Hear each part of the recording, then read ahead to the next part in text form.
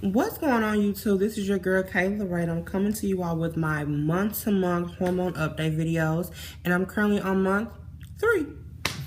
And it's also going to be like a life update video talking about my journey and how I got here and what's going on with me currently. It's a lot going on, but just stay tuned and get y'all here.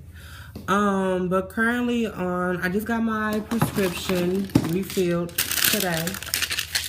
I never told you all what I was on, so let me tell you all that first. I currently take 100 milligrams in spironolactone, and then I also am taking 2 milligrams of estradiol.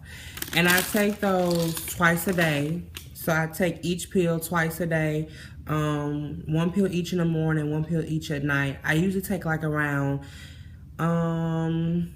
8:30 in the morning and 8:30 at night. I really try to stick to that routine. It just, I don't know, it feels right, so I stick to it or whatnot. But let's get into it. So far, the biggest change, skin. Smooth. Yeah, I'm talking Michael Jackson smooth, honey. Skin is just like whipped butter, okay?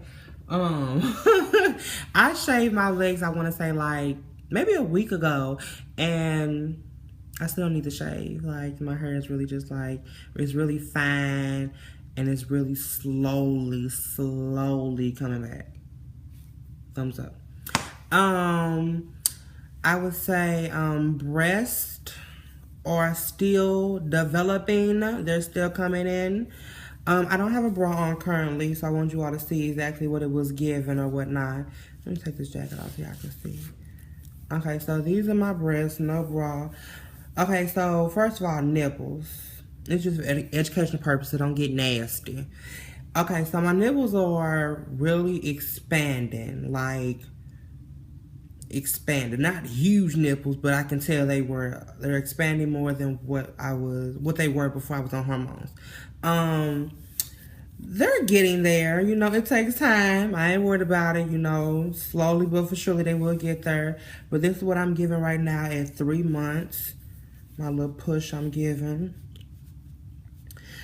I feel like I'm gonna have big breasts. Like, oh my God, like my mom has big breasts. I feel like I'm gonna have big breasts.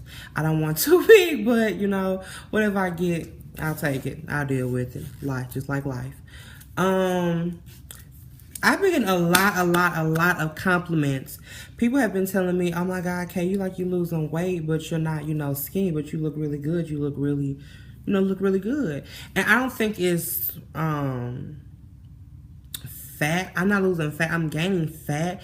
It's my muscles. Like, they really are going down. Let me stand up for y'all. So, this is what I look like currently. Oh, Jesus. This is my waist and my stomach and whatnot. It's, like I said, I've always had a cute little shape or whatnot. Never been, you know, ugly. You know, like that. No bad shape or nothing like that. But this is currently, my butt is really filling out a lot. And also, I've been waist training like crazy, so that plays a big part in it as well and whatnot. The only bad thing I can say is, like, do you all see this? Do you all see all this gap? Like, I don't know what to do. Like, who the hell got time to keep buying clothes like this? Like, when your body say changing. Bitch, I'm not Oprah. I ain't got So I'll just let it change and work with it. For real. I'll probably start, well, I gotta start buying clothes. I'm going out of town soon, so I need to start buying clothes. But they're just not fitting, like, you know, in my waist area. I need them to fit snug. But, other than that, no big changes, I would say. Emotionally, I would say that, I'm really trying to check and nip my emotions in the bud. I've really been trying to work on me and trying to be more centered or whatever the fact, you know. it gets hard sometimes. It really, like, these hormones are very, very, very overwhelming, and they take over. It's like, it's so stressful at times. It's like you're constantly fighting yourself to stay in line, stay in check, and these hormones just be knocking you out. But I go back to my doctor. I haven't seen my doctor since November, and then I go back to him next month, which will be my 4th month, and that's when I will get my levels and stuff checked out and whatnot. And oh, excuse me, something like I don't know if he's going to up my dosage or whatnot. I'm not for sure, so we're just gonna see where we go with that. But other than that, nothing else I can really say has played a factor in, like, the hormone wise. But let's get into my life, because that's what is the biggest thing going on right now, is what's going on in my life. So I'll give you all a little background story. So I came out to my mother when I was, I want to say 6th grade. The first time I told her I felt like I was a gay male was in the 6th grade, or maybe it was the 5th grade, one of those two. And, you know, we cried and we were doing like that. And so then I retold them again, with my dad included. He was in jail at the time, so when my dad came out of jail, I retold him that I was gay, and that was like in the 8th grade. Is when I really, because back in the 5th grade, everybody knew me and like that. Like, you know, I was always me, but people didn't really pay attention to it until like the 8th grade, when I really came out as, like, you know, I am a gay male or whatnot. So, but in my mind, I was only a gay male because that's what society looked at me as. I have always felt like a woman. Like, I can't really describe it. It's just, I felt like a woman. I didn't even know what transgender was, you know, back in the day. When I first got to school, that's when I started hearing, you know, the name called, you know, fags and faggots and gay boys and all that. And so that's when I found out. That's when I was like, oh, well, maybe I'm a gay boy. And that still never felt comfortable. But the thing was, that's all I knew at the time. And I knew I wasn't straight. I knew I didn't like females, so I had to adapt to that term, and so I was a gay male or whatnot. But even through that, I've always felt like a woman. Like, being a gay male wasn't enough for me. It wasn't me. I was a woman on the inside. I was born physically male, but on the inside, I was a woman since birth. Like, that's how it always has been. So, but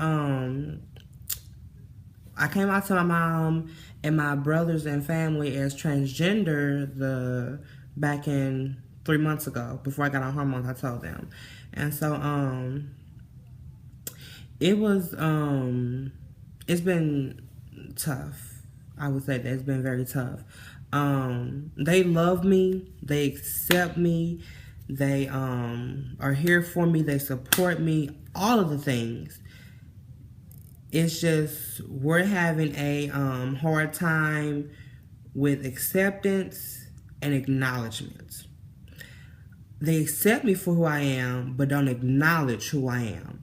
So that's where the dilemma is at this point right now. And it's very hard for both sides of the part, because it's like, me, I'm a woman.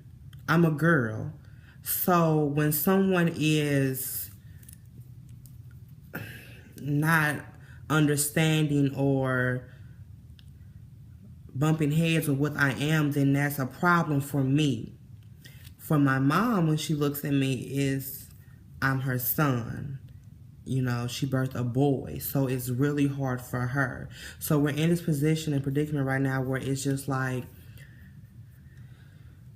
it's a lot of conflict, it's a lot of tension, it's a lot. So recently, I was having a conversation with her and my grandmother as well.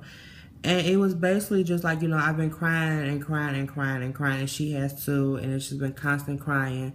And after this last conversation, it was just like, why am I steady crying? In my head, I was like, what am I steady crying for? because the cards have been dealt to me. And the thing of the matter is, I feel as if that at this point in time right now in her life, she won't accept me as her daughter and won't accept me as Kayla Ray and will not accept me, acknowledge me as Kayla Ray and her daughter. And that for me is a problem for me right now in my life right now. And so I had told her that I think that it was best if we would part ways. You know, I would do my thing and she would do her thing. And which is really hard because it's like I'm taking a step back in time. Because when I first came out as gay, when I came out as gay again to my mom and dad the second time, it was like I had because that wasn't easy as well. And I had to really prepare myself mentally because I had wanted to leave in my house. Mom had put me out and I ran away from my dad's house. So in my mind, I had to prepare myself of not ever seeing my mom again, which is one of the hardest things that I ever think I had to do before because that's my mom. But thank God that God brought us back together shortly after me running away, and we had been good for a while. So now it's here again, and it's almost like I feel like I have to prepare myself again that I might have to leave her and never see her again, which is very difficult for me. It's very hard for her and me as well. I